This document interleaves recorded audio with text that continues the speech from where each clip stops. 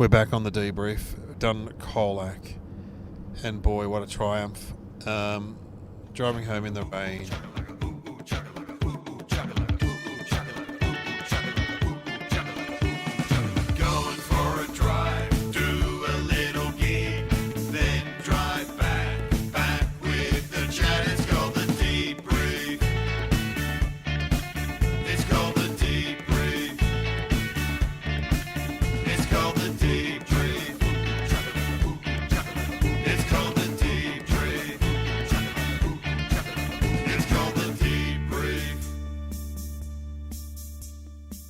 Portelli is here.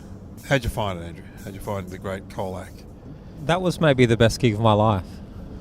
Best gig of your life? That was unbelievable. Electric in there. I thought you did well. I mean, okay, the theatre wasn't full, and I was talking to people afterwards, and they thought you were funny, but you were very hard on yourself. Yeah, well, I mean, yes, but I'm glad that they thought I was funny. I wish that they had expressed that audibly during my set. Yes. That would help me. No, you did fine. I mean, fuck going out cold to that sort of crowd on a Wednesday rainy night in Colac. Yeah, that's hard work. I thought I've been led out here to the slaughter by Dave O'Neill. As some part of a sick prank. Some cruel joke I like to play on people. Yeah. Record a podcast after. Fuck. They're all actors, those people. I paid them all. They only got $50 each. But they did a good job. They're pretty good. And found them on Gumtree. Yeah. People of Colac. I rounded up about over 100 people. Yeah. And they bloody did it well. No, you were fine. It's just, I've seen it before. It's bloody hard supporting, and you've got to go on first. And yeah, I appreciate it. You warmed them up for me. Well, you know what was good was to then watch the masterclass. Oh yeah, right. Yeah, that was exciting. I think that's what made it worth it for me. Was seeing me. Yeah. Just in full flight. Talk to a guy who said his name was Adolf, and then kept maintaining it. No, it's Adolf. Oh, good on you, Adolf. Adolf. Imagine if imagine if it really is his name, everyone. Like, that's what he was born. Yeah. Well, don't sit at the front then. I said, he's got dementia and he actually thinks he's Adolf. Like, because I hung around and people were asking, "Are you doing a debrief?" Yes. So there are a few people that listen to this podcast. Yeah, there are a few people there, and they were excited. Laugh more next time at Andrew's. Because I watched your whole set. You've got a great. You did like about 25 minutes. You got a great set. So. Oh yeah. Some very funny stuff in there. Yeah, I left a lot of the best stuff out. I think maybe that was the problem. Is that what happened? I don't know. You know, that's for next time. Yeah. We'll come back to Colac. Well, the thing about Colac is near Geelong, where my wife grew up. So I've got some stuff on Geelong, which of course I did because I thought, they all know about Geelong. They all go to Geelong, so it's easy for me.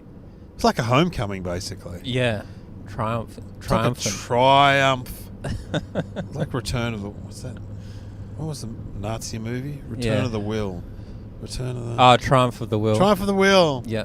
It's my friend Adolf who was there tonight. Imagine we found out Hitler was in Colac. In Colac. He's been there forever working at the ice cream factory. It's a bit weird. He has a few weird theories. But now with the internet, he's sort of justified. He's like, people are like, wow, there's heaps of people that agree with you now. Yeah. Adolf, I'm not just some crazy guy on the process line. Ahead of his time. He's got heaps of friends on the internet now. He's an anti-vaxxer. I think he was an anti-vaxxer, actually, Hitler. I don't think he liked vaccines. Anyway, you did it. We're driving home. I appreciate it because you filled in. And, you know, you can. Where are you working next? Where's your next gig? You said Bendigo tomorrow night. Ah, see, mate, you love the regions. I love it. You're all about the regions. Yeah. So I like to keep a balance. You know, I like to go out to the country and then go back to the city. Yeah. And then I try to go right in the middle, down the middle of that. In a city. Yeah. Or suburban. I think the suburbs is probably my best environment. Is it? Yeah. Well, that's interesting. Because that's where I grew up. Like that Reservoir gig. Yes. I understand those people. Oh, that's interesting. Yeah, they liked you, didn't they? Yeah, they were nice. So that's another gig I did in Reservoir. That was awesome. Which is with Arj Barker. Oh, that's right. Amazing. Arj. Did you watch Arj? Yeah. Just stay around and watch Arj, did you? I watched most of him, yeah. Yeah. It's great. Funny thing about that, because he's a real hygiene freak. Like, he won't shake hands or anything. You know, he's fair enough. Whatever. He doesn't want to get colds and whatever. But anyway, this guy came up to him afterwards. Arj is trying to escape out the back, right? This guy, like, with a big ponytail, and he had his adult children. He's like, Arj, man, can I just get a photo? Arj's like, oh, man, you sound really sick. And I said, just stand near, I'll get a photo. Oh, man, I got to go. It's for... No way, Arj sounds like that. But anyway, he was no fan of the... He loves a... what's that stuff you put on your hands? And Yeah, that stuff. Yeah, I can't even remember what it's called now. I've wiped it from my memory. The wipes, the hand wash. Yeah, hand sanitizer. Very good. Yeah. This is why you're smart. Yeah, you know. I actually was on It's Academic in year 10. Wow. I was the captain of my team. And how'd you go? We were the number one team to... I don't want to say what I was going to say. We came second. What? So hang on, who beat you? Another team from a different suburb. Well, hang on. So you told me you went to a boys' Catholic school in Perth. Yeah. And so were they another boys' Catholic school, or were they girls? No, or? it was a state school. Yeah. But from a suburb that was like a feeder suburb. You can say it. What suburb it was. They had a lot of smart kids. Oh, was it a selective state school? No. They had a lot of smart kids in the area with very good study habits. Oh, are you saying Asian kids? Is that what you're trying to say, or not? I'm sort of talking around it. Right, were they Asian but kids? But they smashed us, yes. Right. They destroyed us. But didn't you have Asian kids at your school? We had one. One Asian? Yeah. And he was pretty smart, but... was he on the team? No. Ugh. No, we had 3 Europeans and we didn't stand a chance. So I can't... It's academic. So what are the subjects, or are they just general? It's general knowledge, math, history, just like sort of Trivial Pursuit type questions. So what was your area of expertise? My area of expertise was that I was known as the smart kid. I didn't have one. We didn't practice. Like, we didn't do anything. And you reckon these guys practiced? We just rolled in. I think so. Yeah, they probably studied. Because then I met someone years later who went to a different school, and she said that they won it one year, and they used to practice at lunchtime. Yeah, we didn't do that. They probably had a teacher who was into it and helped them. Yeah. We just sort of rolled in and... Can you remember any of the questions? I remember I got one right really quick. I had a really quick answer. It was about I think it was like, what's the 3rd biggest religion that's popular in Asia, or something like that. And you knew that? And I was like, Buddhism. And I got that one. Did you guess that, or did you know that? I don't know. I think I knew. Right. But and most of our year level was there in the audience. It was like a live studio audience. And we had to pick... The host was the weatherman for Channel 7 in WA. Of course. His name, I think it was Jeff Newman. Yeah, right. And I had to pick an envelope that had like a set of questions in it, and there were 10 different envelopes. And he said, you need to pick a number, Andrew. And I said, number, thanks. And I forgot to say the number, and my whole class laughed at me. They probably thought you were joking. No, they knew I'd fucked up. Oh, that's terrible. It sucked. So that was my experience. But oh my god. Anyway, That's got not to take away from the triumph that was Colac. that gig at the Colac. That got your taste of show business, maybe. Going I think on. so. It's academic. Yeah. Well. Yeah. What a funny idea, really, for a show though. Like, just remember the Young Ones? They do it in the Young Ones when they. Have you ever seen that Young Ones episode where they? I haven't seen that episode. Oh, have you seen Rick and Vivian go on? Like academic pursuit or something. A university quiz. Yeah.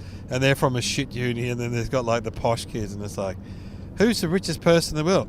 My daddy. No, it's my daddy. It's quite funny. And Yeah. it's like, yeah. Well, I went on The Brainiest Comedian, which was this Channel 10 show hosted by Sandra Sully. Oh yeah. And you had to compete on who's the brainiest comedian. Now, here's a tip for anyone that is going on a quiz show. Make sure you watch the show before you go on, because I'd never seen it. Yeah. Because they did Who's the Brainiest Newsreader, Who's the Brainiest Reporter, Who's the Brainiest Rockstar. They did a whole series of them, and I didn't watch any of them. Yeah. And so you had to pick like a topic that you'd answer questions on, you're an expert on. Yeah.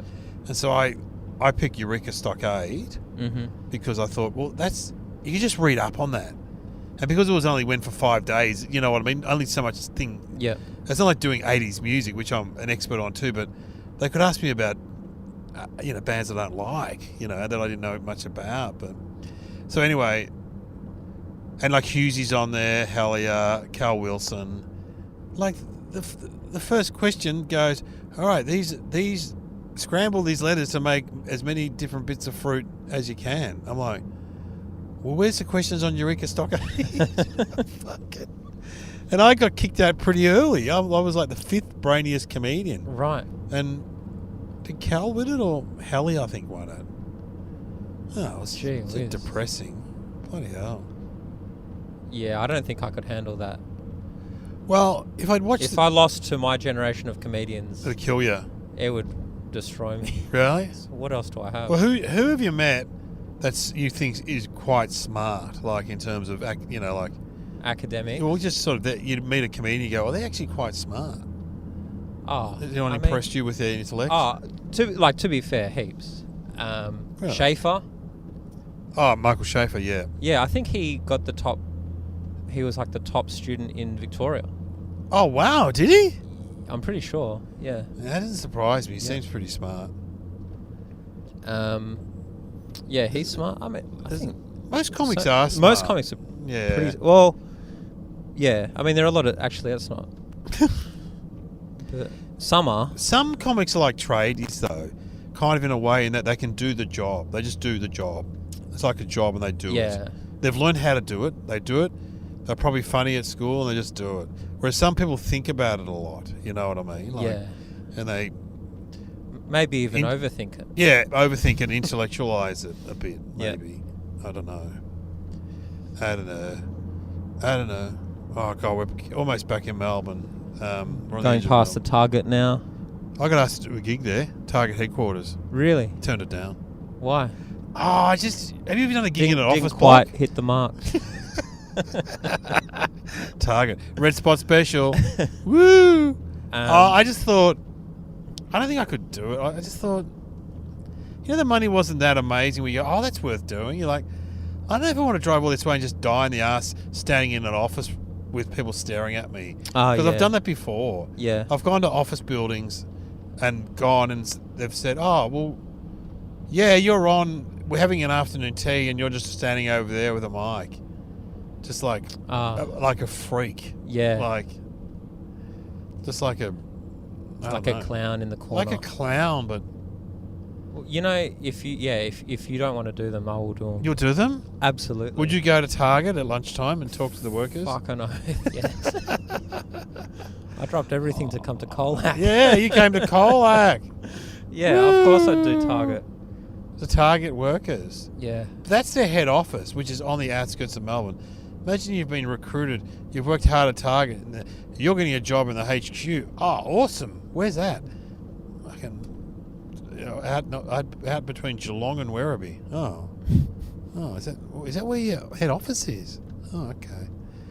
All right. Oh, I can walk to the shops. There are no shops. There's nothing. There's just a big Target building. They should put it in the Target Centre. In the city. Target Centre in the city. Yeah. Yeah, that's right. You would think. They should. And the problem with those gigs, they take themselves very seriously. You can't hang shit on Target. Like they're probably throw in like some Kmart. Yeah, hang shit on Kmart. Yeah. Gee, but except they're owned by the same people now. I think they're merging. Have a go at Aldi or I don't know. Costco. You helped me quote for a corporate. Do you remember? Oh, how'd it go? Well, so what happened was I was on at the lounge, and then a few weeks later, I got an email. This is a comics lounge in North Melbourne. From this a great venue. This secretary at a big company, and she said, "My boss saw you at the lounge, wants to book you for like a lunch." Wow! With our clients, how much? How much would it cost? Yeah. To do a Well, spot? I said you got a quote in the thousands for a corporate gig. You shouldn't be getting $200. And then I asked you how much should I quote? Yeah. And I think you told me, I told you the company and you're about 1,600. Yeah. And probably. I thought, you know what? I was going to quote 400. No. Too cheap. And then so I said, fuck it. I know my worth. I'm gonna say no. I'm gonna try and say something that I'd really be happy with, but isn't crazy, outrageous. Yeah. So I said 1,200. Yeah. And they never replied. So thanks. But really, if they can't afford $1,200 for a comedian, and they're what sort of company were they? It's like a construction company. Yeah, they're loaded, those guys. Yeah. So if they got someone to fix their elevator and it took 3 hours, it would be $1,000 probably, No, I agree. You're getting in there, you're doing comedy. I'm talking about Audi. Yeah, you're talking about cyclists. You got stuff to say. And he obviously liked you. He's not just... Yeah. He probably just got busy. Or maybe it's coming. Maybe it's just... Yeah. Oh, well, we've earmarked that for Christmas. And, 2027. We'll get back to that young man, Portelli. It's great that my advice worked. Oh, God. Yeah. No, it's good, though. It's a good lesson. Next time I'll quote 400. Well... Whatever I want, I will divide it by 3. I love it when they did the same thing to me, and you're like, like $1,000 with it. Oh, that's a lot of money. Oh, I wouldn't mind making that much money for 20 minutes. I said, well, you can if you want to do comedy for 30 years, 35 years, and then have a crack. It's an open playing field. It's not an exclusive club. Anyone can do comedy if you think you can do it. Yeah, well, there's no licensing board. No, there's no one. Just if you think you can do it, if you want to earn that money, have a crack. But anyway, that's a good thing about comedy. It's a level playing field. Yeah. It doesn't really matter. I was telling my dad. He retired. That I had some gigs booked at a club, and he asked me how much I was getting, and was he impressed? He was. He said, for 15 minutes, 20 minutes, that's great. Yeah. Which it's a good way to look at it, obviously. Well, that great story about Picasso, where he's that? sitting in a cafe and this woman comes up and he does can you do a drawing for me? And he does it on the napkin, and she says, oh, wow. And he goes, oh, no, you have to pay for that. She goes, how much? And he goes, $2,000. She goes, $2,000? It only took you 2 minutes to do. And he said, yeah, but I spent the last 30 years getting good at it, or something like that. Yeah. He said, it's true. So your dad was impressed by the money you were earning? Yes, but I don't think he factored in the hours leading driving up. to Colac. Yeah. That's pretty good money, son. Well, I mean, he works in hard jobs. It's hard, but it's not physical or... It's different. Yeah, I mean, imagine him managing a supermarket just yelling at idiots, Yeah. Gary, you've got to unstack that orange juice, mate. You've put the... God, I got told off all the time in my supermarket job, all the time. One time, Mr. Paola, right, he was such an arsehole. I said to him, what do you want me to do next? He goes, oh, there is nothing left for you to do here. Why don't you have a little break? Get a drink. Why don't you go to the toy shop? And I'm like, really? He goes, no, not really, you fucking idiot. He sucked me right in. I still remember the feeling of thinking to myself, what am I going to do? I got to go to the bike shop. I got to get a donut. And then he just fucking abused me, the prick. Oh, it's terrible. He actually gave me career advice once because I was like year 11, year 12, working in the supermarket, and I went for a job interview as a dental technician. Yep. Which is like where you make. It's like you're sucking the saliva out. No, sorry, I was more okay, it wasn't a dental technician. It was a dental. I think Tom Seagert, who's been on this podcast, was actually one of them. It's a dental where you make braces and you make. Right. It's kind of like a job where you make stuff in the. Like a prosthesis. Yes. Yep. And he said, "Is that something you really want to do?" I said, "Nah." He goes, "Well, my advice is don't do it. Don't worry about it because you're going to find something you like." And I felt like saying, "Well, do you like what you do, Mr. Paola?" Yelling at teenagers. Maybe you did. I think he was. It sounds like he was good at it. He was like a troubleshooter. They were sending him to supermarkets who were losing money, and he'd kick ass. And unfortunately, mine was the only ass he was kicking. So he didn't bother with the checkout girls. I don't think. It was that long ago that only the girls could do the checkout. So Yep. All right. Well, I'll ask you the questions I ask everyone. All right. Mm-hmm. So what went well tonight in your act? Come on, what went well? What did they like? They liked when I said, "This is the best I've ever gone on stage." That was funny. Yeah. No, and also, which I've seen you say before, I've got 40 minutes left on Aldi. Oh, yeah. That's funny. Yeah. I think they like when they could tell that I wasn't upset. Well, what didn't go well then? Was there any stuff where you just went, "Oh, I should have left this bit out"? Nah, I don't know. I don't think they wanted to see me.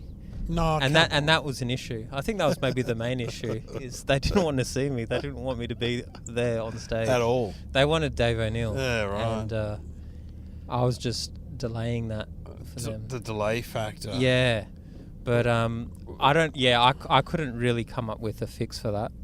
No, like having agreed to do a certain amount of time. Yeah, you did your time too. I did my time. That's for sure. Were there any organisational hazards that got in the way? Like, was the microphone all right? That was pretty good, actually. Oh, it's a great setup at Colac. Unbelievable. It was good. Yeah, it was a beautiful little theatre. There were no snacks backstage, but the guy did say, "Do you want any snacks?" Oh, I said no. Oh, right. I should have said, "I didn't know you were hungry." I'm trying to lose weight. Just had a thick shake though. That was no good. Well, it was actually very tasty from McDonald's. I got to say, I haven't had a thick shake for years. Yeah, no, they're good. They are good. Good now. They're good. Well, I had one recently because they had banana ones, and I love fake banana flavour. Right. Because of the Minions, they had banana.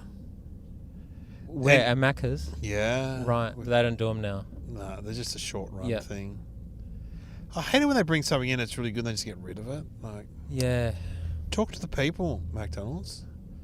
Look at these blokes. See, that's a hard job. See what those guys are doing? They're drilling things into concrete in the middle of the night. See that? Yeah, I don't know. I think what I did tonight was harder, personally. And how can we do better next time? Last question. I reckon maybe get someone to open for me and then I open for you. Oh, yes! And then great idea. Yeah. Or get someone, so appalling when you walk on, they're like, look, this guy's like Chris Rock. Yeah. He's unbelievable. That would jokes. that genuinely would help. So, you find that too sometimes if you're emceeing and you're not going that well, then you bring someone who's so terrible and then you come back on and they're laughing more now because, this guy's not so bad. Yeah. Well, sometimes I've been that person. Yeah, we all have. Well, thanks for coming on the podcast. Thanks for doing the gig. Thanks for having me on both. It's been an awesome experience. Follow Andrew Portelli. Go and see him. He's very funny. And where do they follow you on? Instagram? What's your main thing? Yeah, my main thing's on Instagram. Enter the Portman, or just Google my name. Yeah. Yeah, if you like your comedy funny, you go and see Portelli. If you like it unfunny, don't worry about it. All right? Don't go see him. All right? I know what I'm trying to say. Anyway, thanks, Andrew. Thank you. Bye.